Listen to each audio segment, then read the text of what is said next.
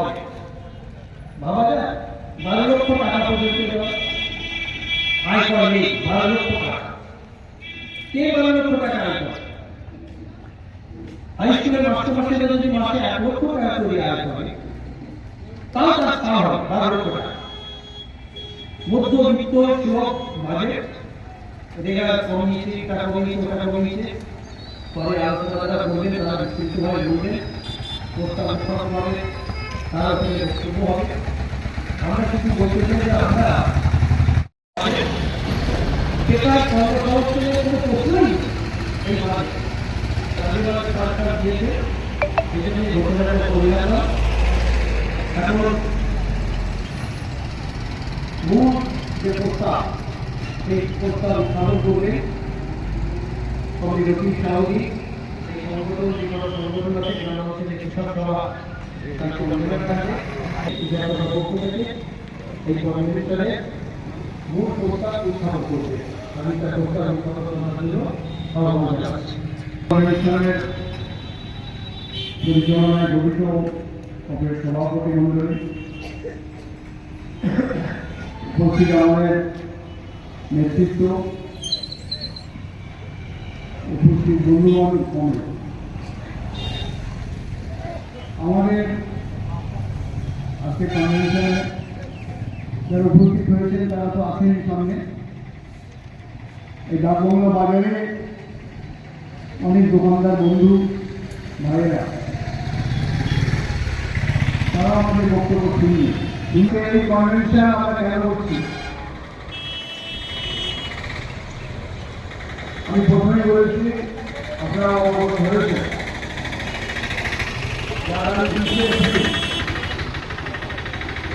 আমাদের আজকে রাজধানী কলকাতা বিশেষ তারা মাঠে একটি ঐতিহাসিক সমাবেশে কাজ দেওয়া হয়েছে আমাদের ভারত কৃষক সভা ছিল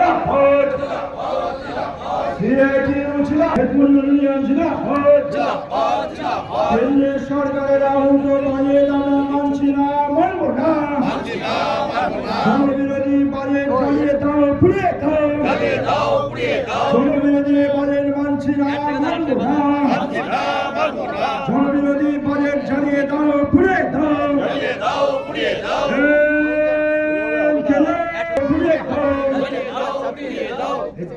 জনবিরোধী কেন্দ্রের বাজেট জ্বালিয়ে দাও পুড়িয়ে দাও জনবিরোধী কেন্দ্রের বাজেট আমরা মানছি না মানব না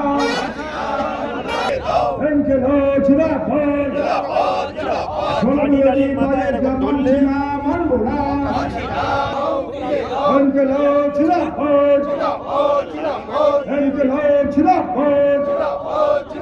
সারা ভারত কৃষক সিআইটিউ ছিল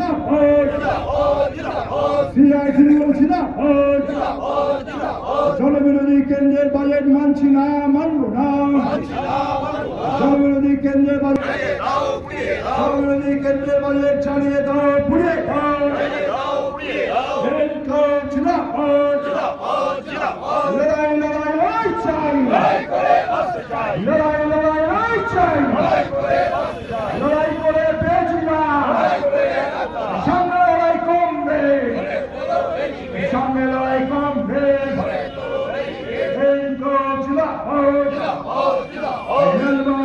মাটিতে লাল ঝান্ডা উঠছে উঠবে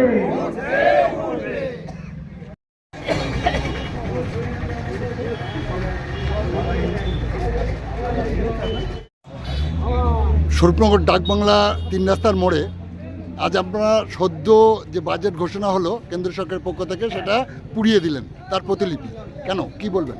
এই বাজেটটা সম্পূর্ণ জনবিরোধী বাজেট। এতে গরিব মানুষের কোনো কথাবার্তা নেই, কৃষকের নেই, ক্ষেতমজুর নেই, শ্রমিকের নেই, মধ্যবিত্ত সুলভ বাজেট। সেই জন্য এই বাজেট আমরা মনে করি এটা জনবিরোধী বাজেট। এই বাজেট আমরা সমর্থন করছি না। যে জাতির হোক, যে ধর্মের হোক, যে ভাষার হোক, কৃষক বলতে যা সমাজ, কৃষক সমাজ আজকে বাঁচার জায়গায় নেই। খুব খারাপ অবস্থা, বিহাল পরিস্থিতি। কৃষকের ফসলের দাম নেই, আবার কৃষি উপকরণের দাম হু করে বাড়ছে। এই অবস্থায় কৃষকের জমি চলে যাচ্ছে, আত্মহত্যা করছে। দুটো শ্রেণীর আত্মহত্যা আমাদের চোখে আসছে, এক হচ্ছে কৃষক, দ্বিতীয় হচ্ছে কর্মসংস্থান নেই বলে বেকাররা যত্রতত্র আজকে আত্মহত্যা করতে বাধ্য হচ্ছে। এই পরিস্থিতিতে কেন্দ্রের উচিত ছিল কৃষক ক্ষেতমজদুরদের স্বার্থ দেখা এবং কর্মসংস্থানমুখী বাজেট পেশ করা, সেটা করেনি। তাই আমরা এখানে আগুন দিয়ে পুড়িয়ে এই বাজেটে বিরোধিতা করলাম। আপনার নাম পরিচয় বলবেন। আমার নাম রকিব সাহজি, সারা ভারত কৃষক সভার শোভনগর ব্লকের সম্পাদক। ধন্যবাদ আপনাকে।